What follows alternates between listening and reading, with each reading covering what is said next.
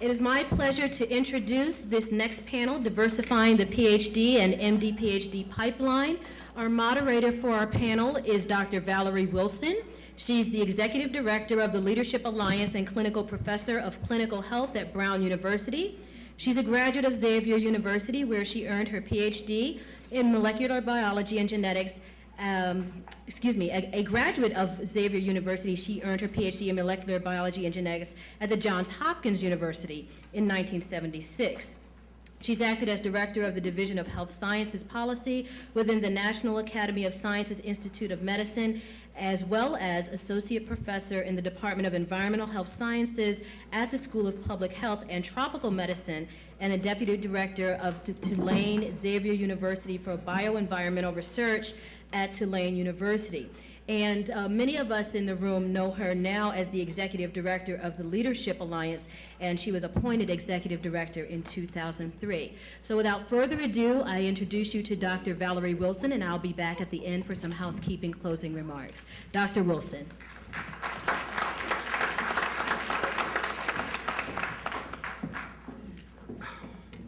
Well, let me start off by saying how delighted I am to be here on the occasion of this event. And when I first heard about this event, the first thing we did was to call up and say, we must be present. We want to witness this because this is such a momentous occasion. Now, in the first panel, we heard a great deal of discussion about how training in a variety of fields, but particularly in the STEM fields, prepares you for life in the real world. And so exploring how academic training prepares one for work in the larger world is a very important part of what the Meyerhoff program is about. But part of the larger world, of course, is academia. And this panel deals with the issue of why it is so important to diversify the PhD and MD-PhD pipeline, and specifically focusing on the real need to diversify academia. Academia has at least two particular types of environmental issues that are important. First, because academia is recognized as one of the key areas for the development of new knowledge in the form of the research that's done within the context of many of competitive institutions across the country. But also, it is the site in which the successive generations of individuals are trained. And that dual role in both knowledge generation and training is a unique aspect of academia. And so as we look into the academic environment, we need to understand what the current situation is. Internally, there are several things that are part of the context. First and foremost, as my colleague Joel and I just laughed, the first bullet here is that the graying of academia. To a great extent, this is the case. There is, by many accounts, a real sea change that's going to occur over the next 10 to 20 years, as many of the individuals, the more senior individuals in academia, will be retiring. And so there is a real need to replace those individuals in the environment. There are new demographics in the populations of people who are being trained. There certainly are more women, there are people of different ages, there are people who are entering after one career to get a different career. And as a small reflection of my bio, this is the third career that I've had, and this is my career in academia. So there really is a change in the way in which academia is constructed. And finally, and certainly something that is of real concern and certainly demonstrated within many populations of color, is that there are typically more women who are being prepared among our populations. And across the universities, as we begin to look at the gender differences, there are more women who are pursuing higher education, and that goes from high school into college and even more so into graduate and professional training. If you look at some of the external drivers, we really see that scholarship is different. There are new ideas that are being pursued, and certainly ideas related to scholarship that has more direct relevance to societal issues. We are now looking at issues related to globalization. Globalization not only of people and different populations interacting, but in ways in which knowledge from a variety of different sources is easily exchanged and instantly accessible. And yet, in terms of being relevant in academia, these solutions must be developed locally. So what does this mean? This means in order for academia to really persist and to thrive and to be relevant to its customers and its consumers, that is the people who want to be trained, it is imperative that academia not only look like the people who need to be trained, but also have different ideas that can be applied in a wide variety of contexts. So therefore, it's important that we have new ideas, new people, and new approaches. What this panel will be about is to really have the opportunity for you to hear from a series of Meyerhoff scholars who are thinking about and pursuing various different stages along the academic career pathway. What they will do, just like the prior panel, is that they will introduce themselves. They certainly will give you a brief bio of what they've been doing in terms of their academic preparation. And they will also touch upon elements of their experience within the Meyerhoff program and in other aspects of their training that help them begin to think about ideas and shape their decisions about pursuing a potential academic career. So without further ado, we'll turn to our first panelist and have them share their ideas with you. And at the end of the experiences from the Meyerhoff scholars, we'll have Dr. Joel Oppenheim, who will give us some perspectives of the national data about training and the need for diverse faculty, and also maybe reflect on some experiences that he has had in his many years working at NYU from the perspective of one institution. Good afternoon. I'm Kenita Johnson. I got a BS here in physics. I am an M4. From here, I went on to the University of Florida, where I got a master's in medical physics, then a PhD in biomedical engineering. Currently, I'm a postdoctoral fellow at the National Institute of Environmental Health Sciences in the Research Triangle Park, North Carolina. And one of the things that strikes me, I see everybody sitting here, and I remember being at events like this, and Ms. Baker pulling me aside and saying that I had a poor attitude and that I needed a more positive attitude. And I never knew what she was talking about. I figured I wasn't doing anything wrong. Why is she picking on me? And I remember when I moved to Florida, my parents dropped me off, and I was there alone, and I realized exactly what she was talking about. I had to have a positive attitude. I didn't have the Meyerhoff staff to help me walk through registration and make sure my funding was in place. I had to do those things myself, and I realized I had all the tools that I need. I had my Meyerhoff toolbox. So I remember going into the department a couple days early, meeting all the professors. Remember the first day at class, sitting right up in the front and trying to get a study group together. And as the semesters wore on, I saw my classmates struggle, and where I excelled at grad school. I was really good at it, and I was really shocked at how well UMBC prepared me, but also the Meyerhoff program prepared me with just the little details, how to socialize with the professors, how to get my work done in a timely manner, not be overwhelmed or disorganized. And it helped me to develop other skills. I became a student leader at the University of Florida. At selection weekend, I remember being terrified to get up there and just say my name. And now I'm sitting on a panel like this. So the Meyerhoff program gave me the tools to do well academically, and then I was able to develop other aspects of my personality. I was extremely shy when I was here, and I became a student leader. And now that helps me in my career now. I have to lead a team. I'm an engineer, but I lead often a pathology team, and I have to make decisions about biological problems that I may not be familiar with, but with the leadership training that I've had, I understand how to lead a team, how to get research done, how to complete projects. And I don't think I could have done that without the solid academic background that I got at UMBC.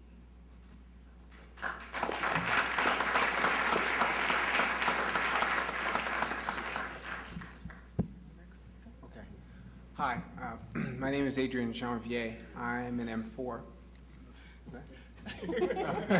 I'm an M4. I graduated from UMBC in 1996 with a bachelor's degree in biochemistry. I'm currently a senior resident at Johns Hopkins Bayview Medical Center, and starting this July, I will be a Hopkins Fellow specializing in the treatment of kidney disease. And I was asked to comment on the impact of the Meyerhoff program on my life, and I thought that in order for you to understand that, you'd have to know a little bit about where I've come from. I am a Brooklyn native. I grew up in a pretty rough neighborhood in a 2-bedroom apartment with my mom, my sister, my nieces, my nephews. There were 8 of us at one point. My neighborhood, there were gunshots most nights. I had fist fights most days, and I hated fighting, but I wasn't very popular. And I wasn't popular for a few reasons. 1, I was quiet. 2, I had asthma, so I couldn't play basketball. 3, my mom couldn't afford to buy me the latest clothes and sneakers, so 3 strikes, you're out, right? And on top of that, I tended to do my homework, and I tended to do well on tests. So these didn't make a recipe for someone who's going to be popular.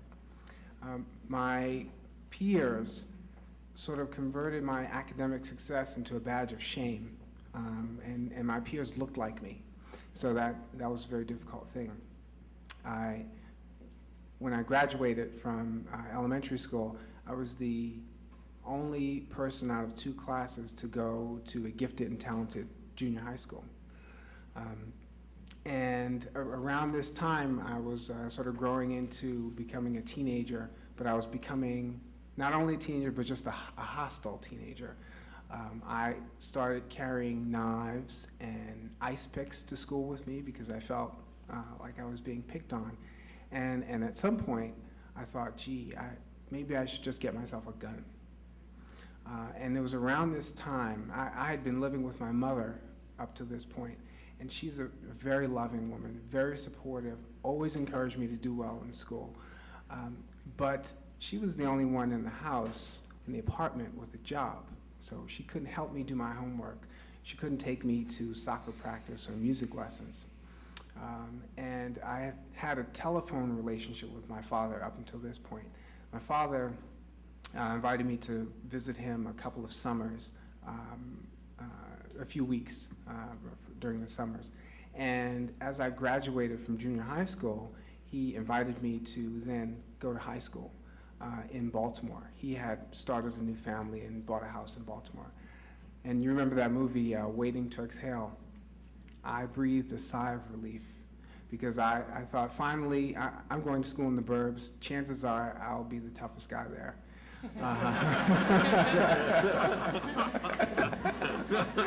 I didn't have a single fight. I graduated from high school with a 3.96 GPA, applied to college, and got accepted to the Meyerhoff program. And that was a pivotal point. When I was in high school, I had done some summer research internships. I never really pictured myself as a scientist because, after all, I didn't see too many people who looked like me that was doing science. By the time I came to the Meyerhoff program, I found people who looked like me who were doing very well. I found an environment that was very supportive and nurturing. And for me, going to college was dreaming big. But now that I was part of the program, I was being told that getting a PhD is dreaming big. And so and all the while in the program, I was being trained, sort of like some of the things Kenita mentioned.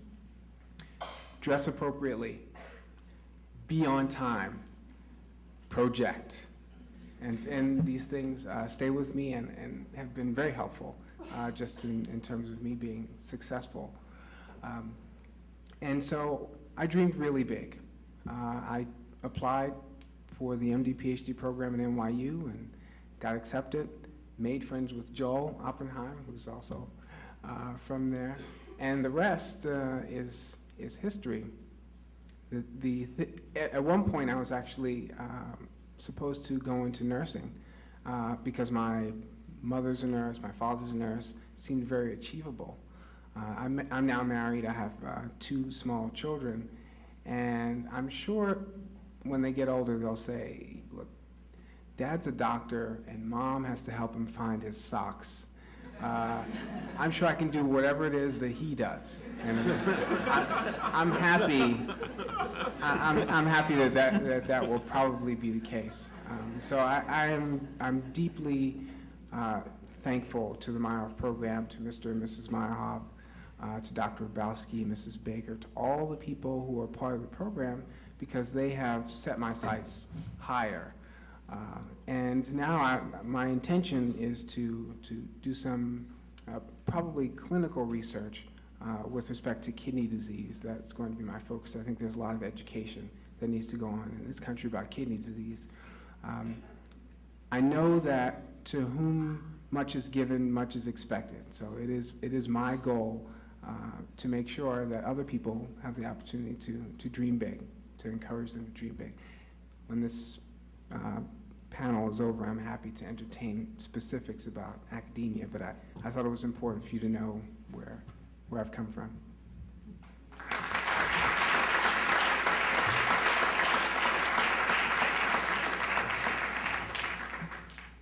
Okay, that's a tough act to follow. My name is Chelsea Penix. I am an M7.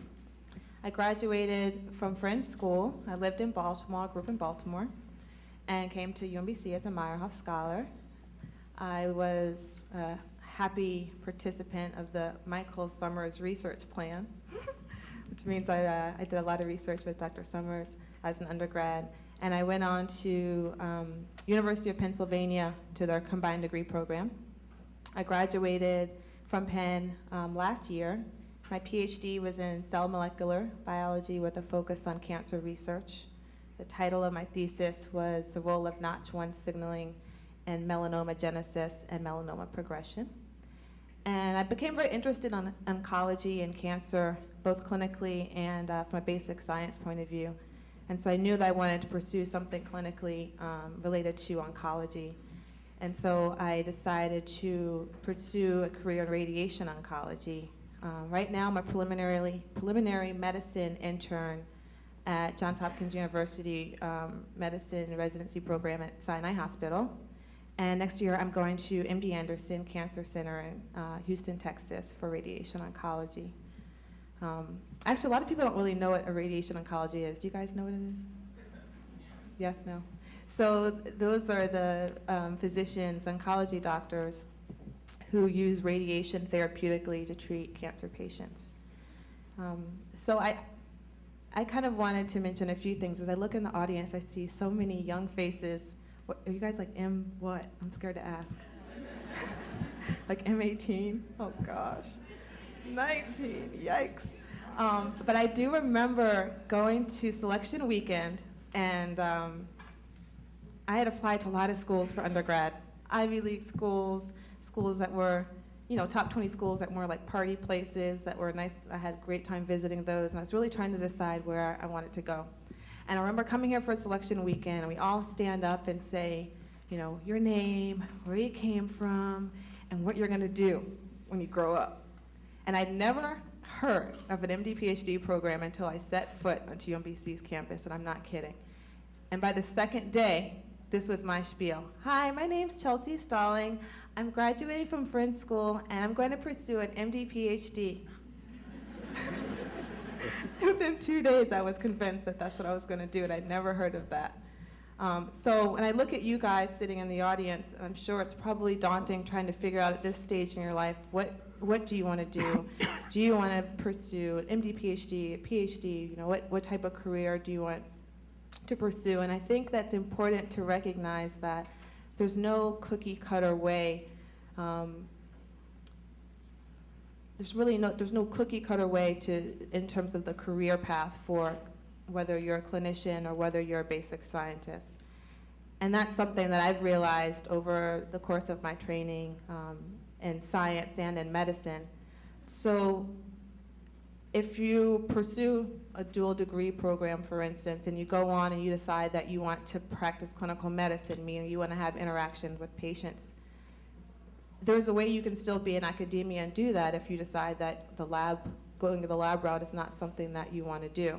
For people that are academic physicians that do clinical research, this is something that I didn't know much about as an undergrad student. There's also the physician scientists that are able to do both, to have a lab and to do clinical medicine and see patients. And then there are actually MD PhDs that have nothing to do with medicine, that use their medical training as a tool, as an insight into the medicine and disease process, and then go on and pursue careers solely as basic science researchers. So I guess my message to you young Meyerhoffs that are going through the program and are thinking about what type of future you would like, just recognize that while a lot of us might have chosen similar paths, and it may seem that we've chosen similar paths in terms of PhD or MD PhD, it's basically endless, the opportunities that you have when you're done. You forge your own path, and I think it's important to recognize that and not be so scared and daunted by the whole process.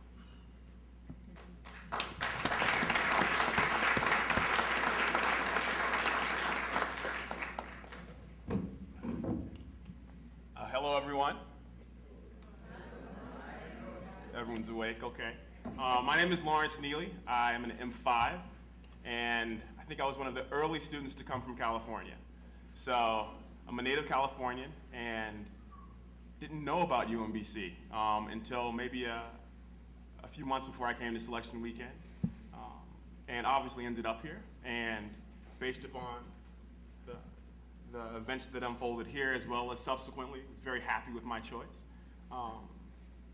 I'm presently, well, I went to Stanford and completed my PhD in mechanical engineering, and am presently a postdoc at the Massachusetts Institute of Technology, also known as MIT. And unlike, I didn't prepare any words, so I'm going to try to keep it very brief and give us an opportunity to open this up for a bit of discourse. But wanted to share a few thoughts. One, sitting here, I'm reminded of the feelings I had when I first sort of came to UMBC beginning with selection weekend, and had this sense out in the world that it was kind of rare. You sit in, you're this one kid in your class, maybe in your school. As Adrian mentioned, you're looked at kind of as different by the kids in your class, and whether it's because of the shoes that you're wearing or the nature of your pronunciation or the grades that you get, and arrived here and realized that I was amazingly special, but not alone, right? And having gone out into the world, having left UMBC, remembering that I was special, but again feeling that I was alone in some ways, because it's still this notion of increasing our numbers and increasing the pipeline is still very much an issue, but realizing that I wasn't alone, and then coming back here and sitting on this panel that I must believe you can't find anywhere else in the world, right? And so I'm just a little emotional, just a little. I think that's the power, right? And in those two pieces, and I think that sort of the feelings I have two thoughts on how they reflect sort of the challenge ahead of us, and also how the program prepares us to go out in the world and face those challenges. The first being that when I left UMBC and went to Stanford, as Kanita mentioned, I had this amazing tool set. I had this toolbox, this kit. And more important than the study skills and the ability to project and knowing that you should seek out and find mentors, those were the things that I knew I possessed. The more time I spent out in the world, the more I realized I'd gained a skill set that I was not even aware of, and that continues to this day. And it's a comprehension, and it's a confidence and an ability to navigate in this space where you may be relatively alone, but having this sense that you have been empowered, and also that you're part of something bigger, and that can continue to push you forward. And also a strong community that you can rely on, because Lord knows I had problems at Stanford and called UMBC. Dr. Bowski can attest to this. and found support both amongst old friends, but also had the ability to seek out new friends at Stanford. And I think that's the other piece that really makes me reflect a lot upon what impact it is that I hope to have in the world based upon what I've been given. Because at Stanford, when I experienced troubles, oftentimes I was able to look beyond my advisor or beyond the people that were officially, based upon paperwork, connected to me, and seek out those that understood the specific nature of the challenges that I was facing and were willing to overextend themselves to help me. And oftentimes those were people that looked like me, that had common experiences, had similar experiences as myself. And that wasn't actually distinct from the experience of, the experiences of other students. Other students, independent of color, independent of background, were going through these same things, dealing with the same soft issues, but because this was a familiar space and their advisor did look like them and had a similar background, and maybe this advisor was only accepting students who came from top-tier private institutions, so didn't understand someone who came from a public university, I was able to touch those people, interact with those people that understood my background. And so the two things I put forward are, one, realizing that you have this skill set and this is what can empower you and embolden you as you move forward. But the second is that our challenge going forward is to continue to dream big and say, when I came to UMBC, I was looking, the undergraduate degree was an assumption. It's like you're going to grad school. And I find myself in the same state now saying, okay, I finished my PhD, what's the next assumption, right? And dreaming big and pushing big, and also realizing that by becoming the people that are in these positions to help others come along, that's the way in which I think we can do the good in the world that we're supposed to do, and really, for me at least, find this deep sense of meaning and content. Thank you.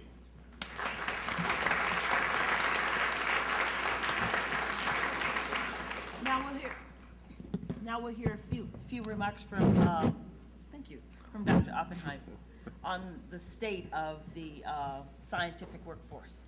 So thank you, Valerie. So I'll be discussing with you diversity in the biological and physical science workforce at research-intensive universities and medical schools. I'm going to give you information and ultimately present a challenge to you. So the real issue is science, by its very nature, knows no boundaries. It is universal. It is the, I have to do two things at one time here. Okay, great. It is universal, and it is the epitome of diversity. For a multiple of well-established reasons, those individuals who carry out science must represent this diversity without regards to race, gender, or ethnicity. At the present time, the science workforce at research-intensive universities and medical schools does not represent this diversity. The real problem is over a spectrum. It begins at the graduate level, and all you have to do is look at the 2007 census data that says underrepresented minorities make up about now 29% of the U.S. population. Yet according to the National Science Foundation 206 annual survey of earned doctorates, underrepresented minorities receive only 5% of the degrees granted in the biological and biomedical sciences, 2.6% of those granted in the physical sciences, and 3.5% given in engineering. In actual numbers, we're talking very small. In the biological, biomedical sciences, 334 for underrepresented, 196 in the physical sciences, 191 in the engineering. At medical schools, it's a little bit better. Underrepresented students make up approximately 15.5% of the medical student population, but less so in MD, PhD programs, where they make up only about 9% of the population. Next level up at postdocs, though the exact numbers are really not available according to the latest data that I've been able to glean, science underrepresented PhD recipients were significantly less likely to do postdoctoral fellowships, which the number is below 25%. And for those of you that are in academia know that such postdoc fellowships are a prerequisite for academic positions in later life. Problem at the faculty level is certainly no better, if not worse. According to the 2007 a national analysis of minorities in the sciences and engineering faculties at research universities, while we are producing more underrepresented doctorates than we were 10 years ago, the number of underrepresented tenure and tenure-track professors in the top 50 institutions remains abysmally low, and in fact has not changed, or in some areas has decreased in the last 10 years. In the biological, biomedical sciences, it's about 3.8%. In the physical sciences, it's less than 3%. In physics and math, it's in the 2 to 2.5% range. The number of African American professors in chemistry at these universities can be counted on 2 hands. In engineering, it is at 4.5%. All this data can be found in this report. If all you have to do, in fact, is go to Donna Nelson's website on the internet, and this report can be found in all its gory details. At medical schools, underrepresented doctorates make up less than 5% of the basic science faculty, though a higher percentage in clinical faculty. So it has been well documented that the pipeline of underrepresented doctoral recipients to academia leaks in several places. This is especially so in the transition from PhD to postdoctoral fellow, and certainly from postdoctoral fellow to faculty. What in fact has seemed to happen over the last 10 years is that while underrepresented minorities have been receiving significantly more PhDs in biological, chemical, and physical sciences, though the numbers are still incredibly low as we showed before, fewer seem to have chosen academic careers, especially at competitive academic institutions. This cannot continue if academia is to truly represent a diversified environment reflective of the society around us. So, some possible answers to this.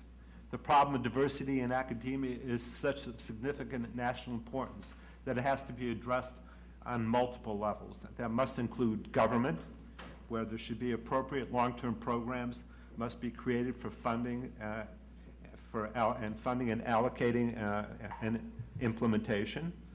The private sector, foundations such as Howard Hughes Medical Institute, Ford, Carnegie, Rockefeller foundations, et cetera, must also create funds for innovative projects that keep the pipeline flowing. In the industrial sector, which was mentioned before, they must work with universities to support students and postdocs through this pipeline. And certainly within the academic community, they must continue to develop programs and encourage all members of our society to pursue careers in science. They also must begin to actively recruit their product to faculty positions and to help them achieve success. It is certainly in the area of developing programs that UMBC has really shown among all other universities within the United States. Programs such as the Meyerhoff that are committed to the success of their students and encourage them to pursue careers in graduate and professional schools are a necessity and need to continue. You know the data that's published in your handbooks and the number of PhD, MD PhDs that this school produces is quite amazing. And in fact, probably one of the more interesting notes is that in the past 3 years, the Meyerhoff program alone has supplied greater than 12% of all African American MD PhD matriculants in the United States.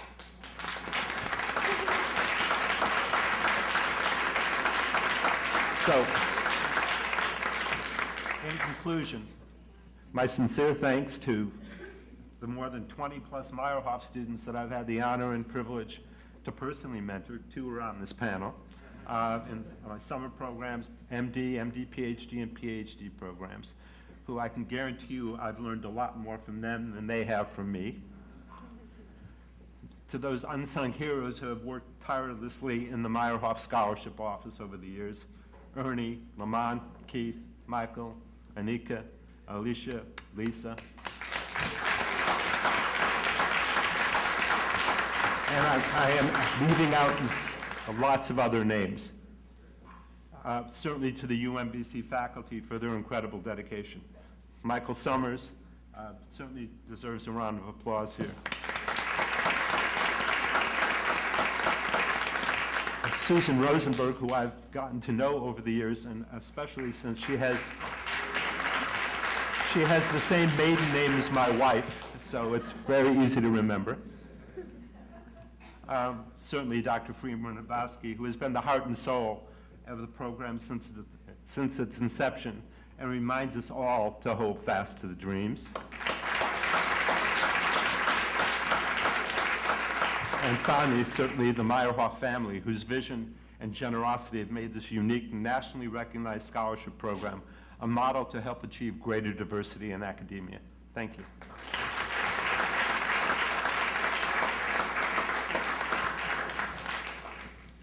Thank you very much.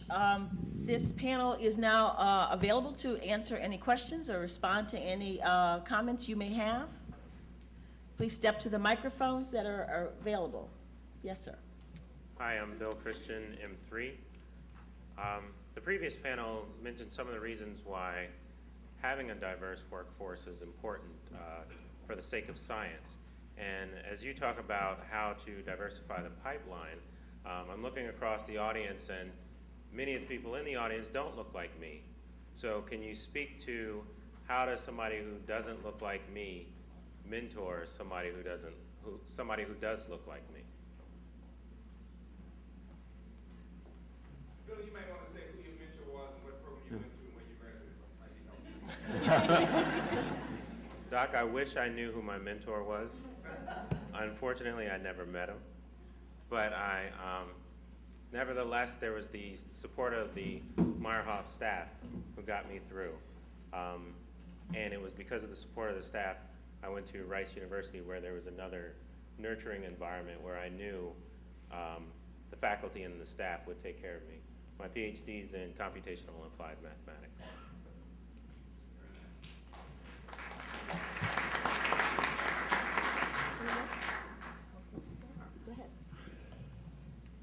Just a few quick points. So I've been mentored by many people who didn't look like me, and I think this is very possible as long as the person who's mentoring you has an understanding of your unique situation. So as long as they understand your challenges, your background, and where you specifically want to go, I don't think it matters tremendously that the person who's mentoring you doesn't look like you, as long as they have an understanding.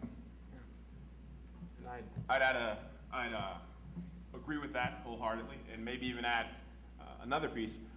I've been mentored by individuals who had very little understanding of where I've been and where I'm coming from, but certainly knew where I wanted to go, which in my mind was actually a much more important component, because I wanted to be where they had been. So a lot of people that look like me, unfortunately, haven't been to the places I'm trying to reach. And then the other piece is simply having the sensitivity and the willingness and the open-mindedness to say, hey, we can figure this out together. So it's more of a mindset in a lot of ways for me that speaks to a level of openness and a willingness to tackle the problem together. I think for me, I went to at Florida, I was in the nuclear and radiological engineering department, and when I got there, I was the only African American there, and so I sought out mentors that were very interested in my academic research, were very interested in making sure my project came out to be a success. But what I also did was I sought mentors outside of my department, so that when I had trouble communicating with my advisor or mentor, they could say, this is what you should have said, this is how you should have approached it, this may be what they're thinking, and it helped me to communicate better. And I think by the end, they understood me more, where I came from, where I wanted to go. one interesting story. So when I got here, I wanted to be an astrophysicist. By senior year, I realized I didn't want to do that. And so I went into medical physics, and there I did a diagnostic imaging, and I worked with the radiology equipment in the hospital. And I went through master's, and my PhD was very similar work. And I remember I was almost done, and my mentor looked at me and he said, "You just don't seem happy here in the hospital." And at first I was embarrassed because I thought I was doing a good job, and I was trying to be an upbeat person. But he's like, you seem bigger than what you're doing right now, and that's okay. I know you feel like you've spent a lot of time learning what you're learning, but it's okay if you want to do something different. You know, I'm not gonna hold you to what you're doing now. And because of that, I went on to a PhD, to a postdoc in small animal imaging. So I'm using the imaging stuff that I learned as a student in a new way. And because my mentor understood at that point who I was and who I wanted to be and could be, even though we didn't look alike, he helped me get to where I am now.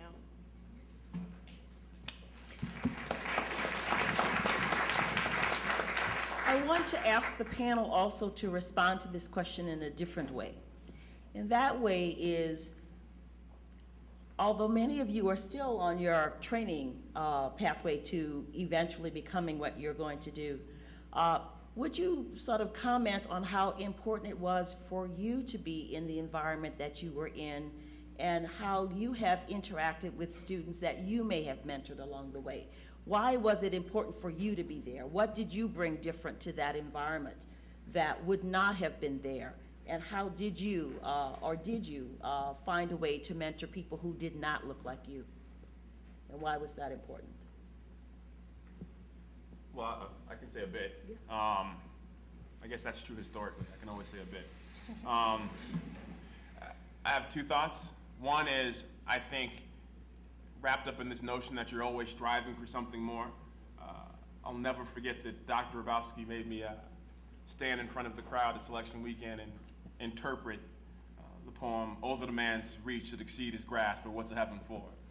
And there's this notion that we're always pushing, we're always striving, and in that, I'm always seeking to be mentored by someone that has insight beyond mine, but that always puts me in a position ahead of someone else, right? Because you never reach this final destination, you're never the ultimate mentor. I'm absolutely certain that somewhere out in the world, somebody's mentoring Dr. Hrabowski as well, right?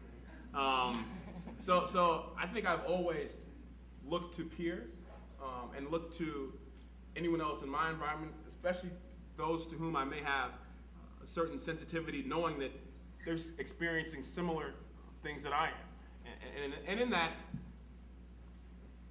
one important piece of that, I think that I just skipped over, was the notion of this peer mentorship. There were people going through the same things that I was going through at the same time. And a lot of it wasn't, I have this deeper insight into how to publish, but hey, how do we make it through? You're having a tough time today. I'm having a little less tough time. Maybe I can push you a little and you can come push me a little. And the other thing is, I think so many of these mentoring relationships are both ways. So it is my absolute hope and intention that every relationship that I've had with someone who's helped me along, they've learned something and benefited somehow from their interaction with me. And so I think it's always, there's this level of reciprocity. Actually, I have just something quick to say. Part of the homework that I did for this talk, I checked the New England Genealogical Society, and it turns out Freeman Hrabowski and I are 9th cousins. Going back to our days in Poland when my grandfather's name was Szemelewskowski and his was Hrabowski.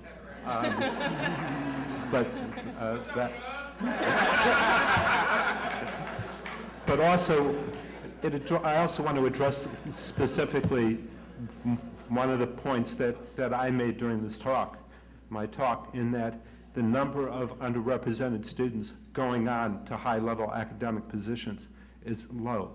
And you have that within your power to help address that, to be there for the next generation if you put your mind to it.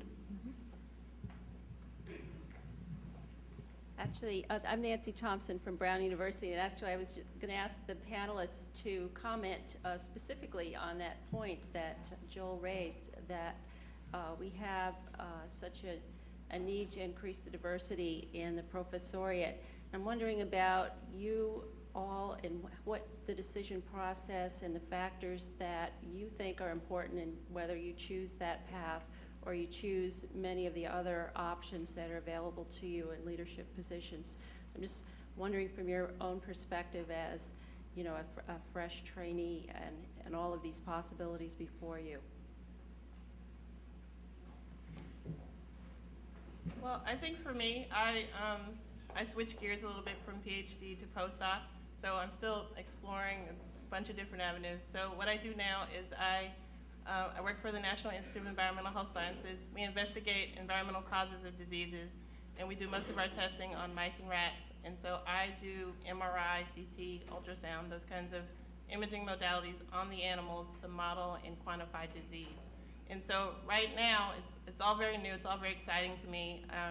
I think as I go along and I begin to specialize on either imaging modality or an organ system, I'll want to do my own independent research and maybe go into academia. But then right now I can still work on how to write grants. And having a government postdoc is nice because basically I make a proposal. If they like it, they say, sure, you can do it, and they provide me the funds to do it. So I realize that may not always be the case, and so I'll need to build up a few more skills before I think I'm ready to go into academia.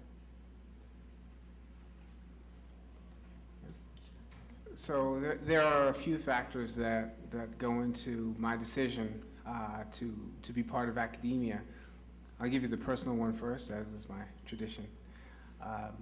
I am married. I've been married for 8 years. I have 2 kids. And what I'm concerned about is balancing it all. Being a professor or getting to the tenure track and becoming a professor requires a great deal of time and energy, writing grants, keeping up. And as an MD, PhD clinician scientist, I'd also like to have a clinical aspect to my career. So wondering how I'm going to balance all this is something that's factoring in. So I'm discussing this with my wife. I think another important factor is feeling supported wherever I am. Currently, I feel very supported. I'm at Hopkins Bayview. The faculty there is tremendous. And so I really feel that I can become, blossom into whatever it is I want. I think that's going to be key. So finding a place that you feel supports your goals, your specific plans, and then sort of take it from there. I think we all are sort of just learning as we go along. The possibility of academic medicine for me at this point is a real one, but one that's also very daunting. The level of commitment from emotional to your time is huge. And I think that that's a barrier not only to underrepresented minority student, oh gosh, I'm no longer a student, but underrepresented minority faculty pursuing academic careers. That's a barrier for minorities, but also for people in general, and which is also probably an aspect as to why, if you look at laboratories and basic science, a lot of the American representation is also underrepresented as well. So it's not just an issue of underrepresented minority. And I think there is a very complex reason as to why it's very challenging, in addition to the time, but the pressure to publish, the pressure, if you're a combined degree scientist, to be excellent at your career in medicine, but also to pursue excellence in your basic science career. But with all that said, I've had some experiences through medical school at some community hospitals, and comparing that to an academic setting, it's very different for me. And you'll find that at academic hospitals and academic centers in general, they're just aspiring and pushing towards excellence. And if it's not, professors or the top attendings that are being motivated to do well. They're being pushed by the medical students. They're always asking them questions, and the research. It's always people are always pursuing excellence. And it's that kind of environment that once you train in it, you like to stay in it. And there's really no other way I can say than you go through, experience that, and then try to go to a different setting where perhaps that's not the expectation, and it's challenging. So I think if that will be a huge motivating factor for me to stay in academia, because as you know, anyone that was accepted into the Meyerhoff program already has a commitment to excellence. That's something that has been ingrained in you by your parents or your peers or your other influences. For me, it was my mother that ingrained that in me. But once you get here, it's overwhelming. You know, it's Dr. Rabowski having people stand up for a 4.0. It's like, wow, I got a B. I'm sitting down. It's pretty bad, you know. Who's ever heard of such an environment? You know, from Dr. Summers doing research in his lab, having to have this GPA to be able to continue to do research. And it's not just the grades, but just the commitment overall to excellence. And that's something that once you're here for 4 years and you go on to the top institutions and pursue these graduate degrees, it's something that you're going to want to continue to do. And so it's kind of checks and balances. You have to weigh it all. But I think at the end, I'll probably end up in academia. Yes, ma'am. Question. Good afternoon. My name is Yasmin Dasakalde. I am a M9 and currently pursuing my PhD, hopefully until the next 2 months, at Harvard University in Boston. I would like to focus. What's your discipline? Oh, sorry, in biophysics. I use mass spectrometry to study cell biology. I would like to focus the discussion, maybe for a few minutes, on the transition from graduate school to postdoctoral studies. And this is personal for me because, of course, I've had to think about it. And let me submit to you that I have seen few happy postdocs. Right? And this is a relevant point in the context of the discussion, because especially for us as Meyerhoff, as undergrads, we could see alumni, we will see, you know, Chelsea's at UPenn, so you know that somebody can do it, and she comes back and she has a smile and she looks good, and I like her suit. No, honestly. But when you're in graduate school and you're that one in a million at the school, and you're surrounded in your lab by people who talk more often about how difficult and how they don't want to be there, more so than the particular skills that they are learning through their interaction with their peers, it makes it very challenging for graduate students to consider postdoc, even if it's a step to the next level, as a viable alternative to fulfill whatever dreams we have. And so what I would like to hear from maybe Dr. Oppenheim is has there been any surveys of graduate students or postdocs about why they decide to leave academia? It's one thing to tell me you should be a faculty. I would like to hear it, it's fine. It's another thing for me to understand the steps that I have to, you know, to take in order to reach that level. And I just think that it's an important component of the pipeline. So to the extent that people might go into postdoctoral fellowships, then I think that the likelihood of them becoming faculty might be higher. But if the highest attrition rate is between graduate school and postdoc, then it is worth pondering on. Hey, before you get started, I actually had a very similar question, and I'll ask it now because I think it'll probably be talked about. I'm Lance Hester, PhD, M1, PhD in electrical engineering. My question was, being that you all are in postdoc programs or have done postdoc programs, what you see is the difference of why you did do it, and is it a matter of managing expectations? In my particular field, it's not unusual for folks in electrical engineering to do postdocs, but it's not the common sort of field, and so I wonder if you could see something along the way that you just said. I've always seen it this way. This is the process. You get your undergrad, you go to grad, you go to medical school, boom, boom, boom. You know, it's just, you know, very cookie cutter, or was it something else that maybe made that that distinction point for you? And also maybe you can allude to possible solutions that you might think could help the system in terms of getting more postdocs to happen, since that they seem to be on the decline. So Freeman, do we have your permission to extend this panel for the next hour to talk about this project? This is a very serious and important point, and I would ask Joe to first make a comment, and certainly to have the panelists comment on that, and I would like to end with a comment on it as well. Yes, certainly moving for, no matter race, gender, ethnicity, moving from the PhD level to the postdoc level is a very daunting experience right now. What I would highly recommend is that you go online to the National Postdoc Association website. There has been polls that have been done by them and by other national organizations that are included on that website that talk about the level of satisfaction and information. I would also certainly look that when you're going to do a postdoc, go do it in an environment that's postdoc friendly.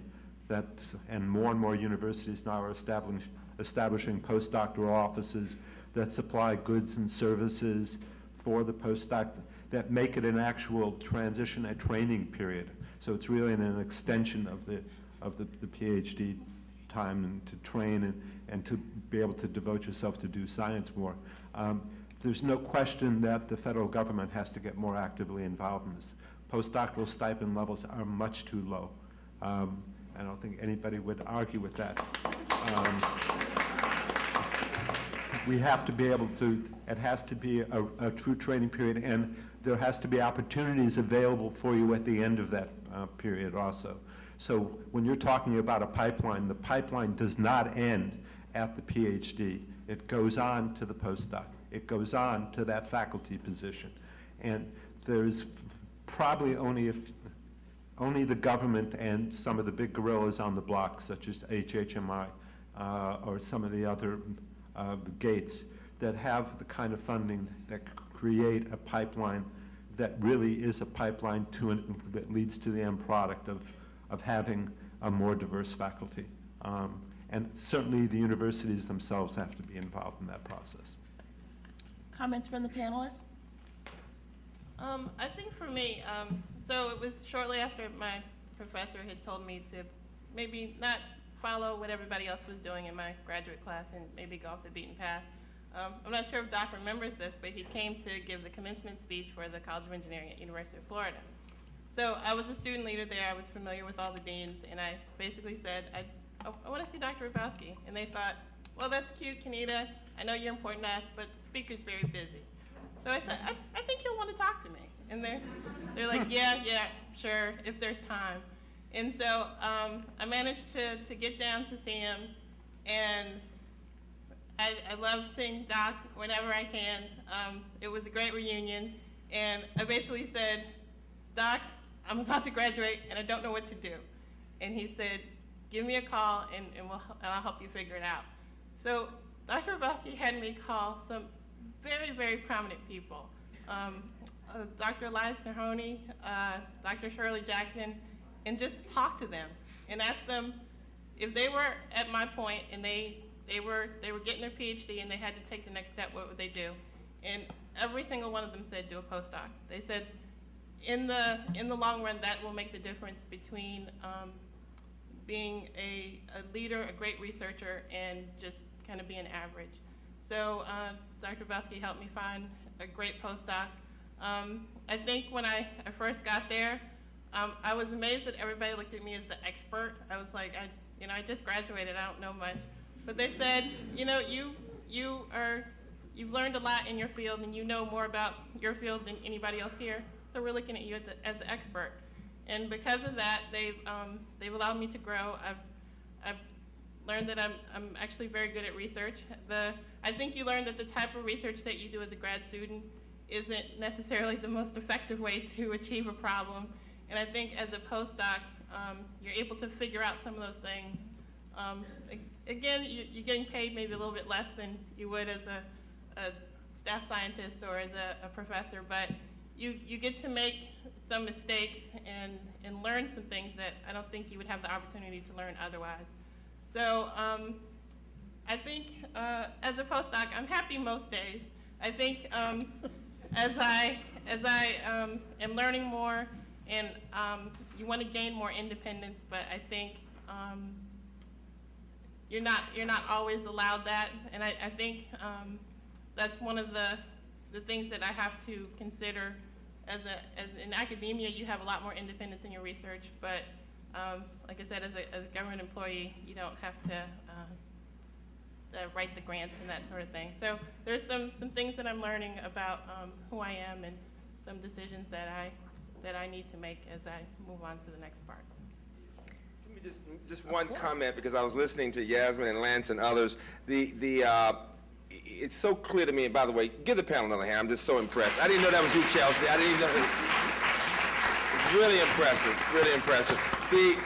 It is a challenge. I mean, it's a great challenge that we now have. We now are seeing more people coming out with PhDs, MD PhDs. And so the big question is, okay, what do they do?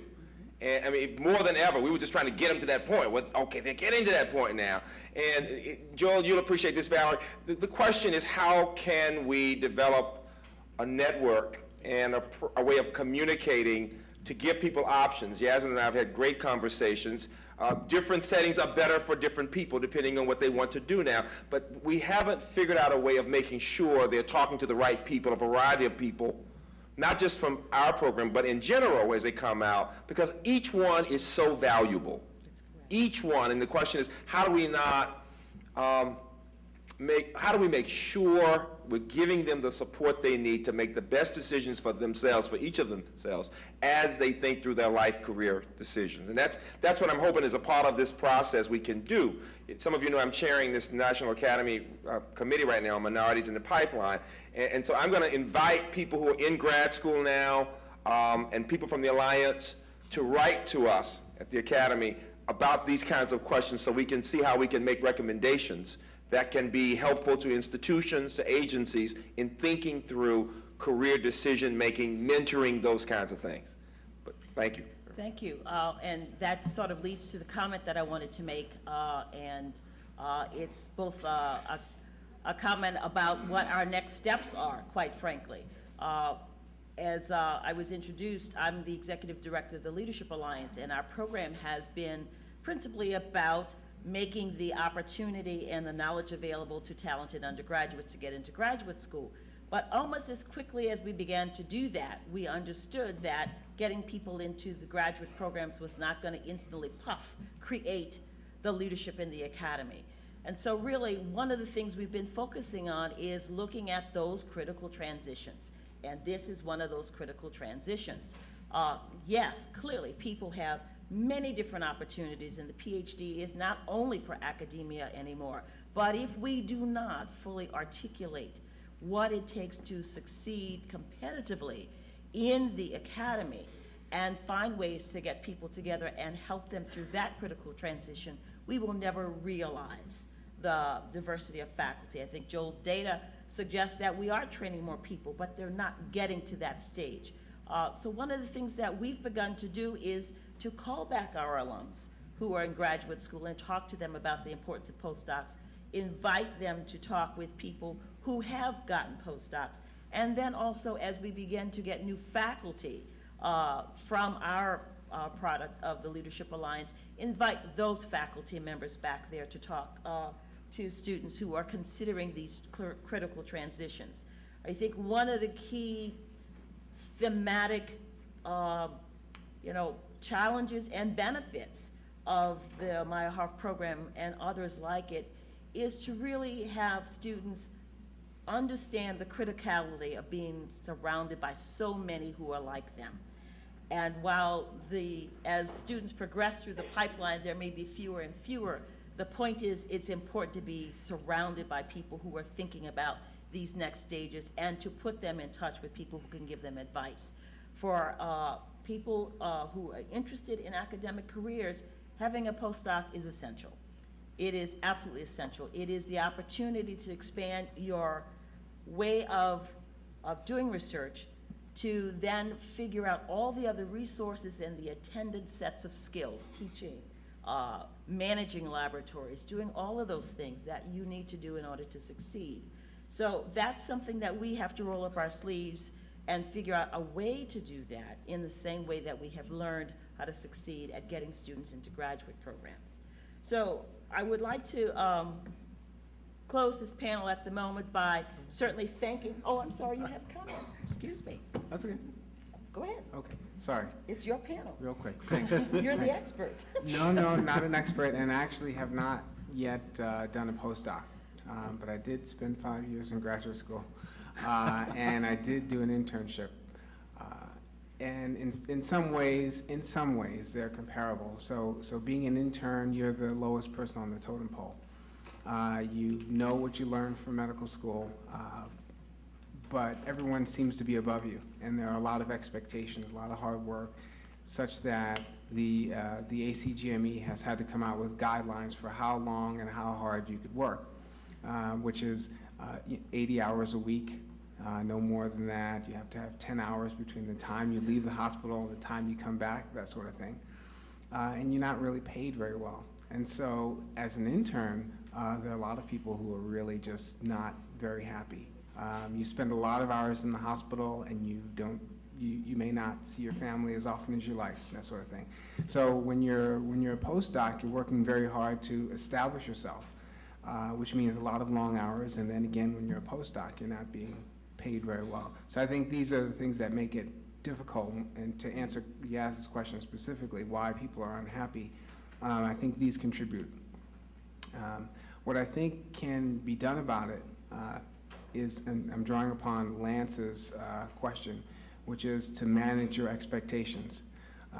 So you have to go into it knowing that it's going to be a long trek, that the pay may not be great up front, but you can be proactive in managing your happiness. So for example, and I'm not so much trying to plug my program, but at Bayview, I chose that program because I knew that these people were going to be very supportive. Now, internship, wherever you do it, is going to be hard.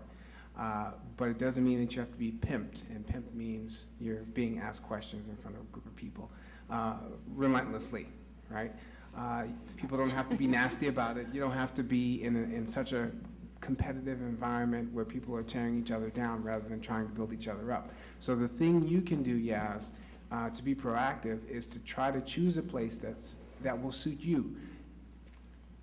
A lot of times you get caught up in choosing the lab that cranks out cell papers and science papers, and that's wonderful. What you may not know is that principal investigator is putting 2 postdocs on the same project, and whoever happens to succeed publishes, and whoever doesn't, tough luck.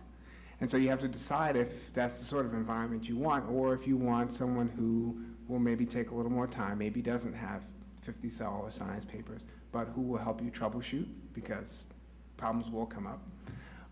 And what I would also recommend is dropping by the lab unexpected. Just see how things run, see what the dynamics are. So I think it's a tough time. I have family members. I mean, I'm 33 now. I have never left school, essentially. And they're like, you've been in school for a long time and you're just driving a Nissan. So I'm getting this from family. And I think you get to a point where you're saying, gee, shouldn't I get some sort of compensation? So I think you just need to know what to expect. And in terms of research, one thing that always brought me back when I would get down is just knowing that I could go home and dream something up, dream up an experiment and come in the next day and do it. That's very exciting. And not a lot of people have that ability to investigate questions that they come up with. So hold on to that.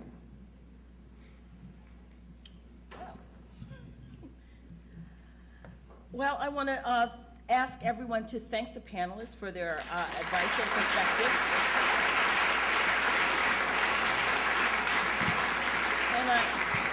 And I also want to say that this really gives us the challenge that we have to achieve in order to move to what we all hope to.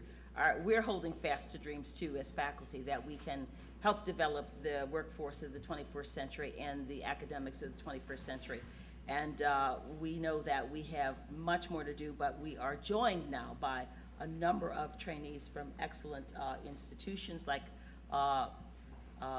these that are represented here and others, and know that our dreams will likely come true because we have so many more people here. So thank you again for your attention, and I think we have a few housekeeping details that you need to hear before you leave the room. Thank you.